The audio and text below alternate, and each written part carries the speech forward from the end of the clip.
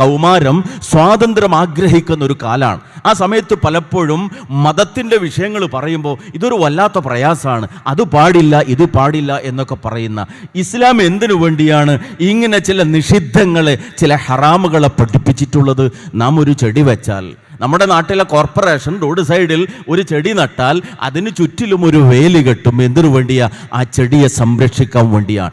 വേലികൾ ചെടിയോടുള്ള സംരക്ഷണ ചിന്തയിൽ നിന്നുണ്ടാകുന്നതാണ്, അതിൻ്റെ നിലനിൽപ്പിന് വേണ്ടിയാണ്. മനുഷ്യൻ്റെ ജീവിതത്തിൽ ശാന്തിയും സമാധാനവും ഉണ്ടാകാൻ, ശരിയായ വ്യവസ്ഥ നിലനിൽക്കാൻ ഇസ്ലാം പഠിപ്പിക്കുന്ന ഈ മാനദണ്ഡങ്ങൾ അനിവാര്യമാണ്. ഏതിനെ ഇസ്ലാം ഹറാമാക്കിയിട്ടുണ്ടോ അതിലൊന്നുപോലും മനുഷ്യന് നന്മയാണെന്ന് പ്രമാണബദ്ധമായി ചൂണ്ടിക്കാണിക്കാൻ ഒരാൾക്കും സാധ്യമല്ല. ലഹരി അത് തിന്മയാണെന്ന് പറയുമ്പോൾ ലഹരിയുടെ ഏതെങ്കിലും ഒരു നന്മ എടുത്തു പറഞ്ഞിട്ട് അത് തീർച്ചയായും നിരോധിക്കേണ്ടതായിരുന്നില്ല എന്ന് പറയാൻ മനുഷ്യന് സാധ്യമല്ല. വ്യഭിചാരം തിന്മയാണെന്ന് പഠിപ്പിച്ചുവെങ്കിൽ വ്യഭിചാരത്തിൽ ഇന്നിന്ന നന്മയുണ്ട് എന്ന ഏതെങ്കിലും ഒരു നന്മ ഒരാൾക്കും ചൂണ്ടിക്കാണിക്കാൻ സാധ്യമല്ല.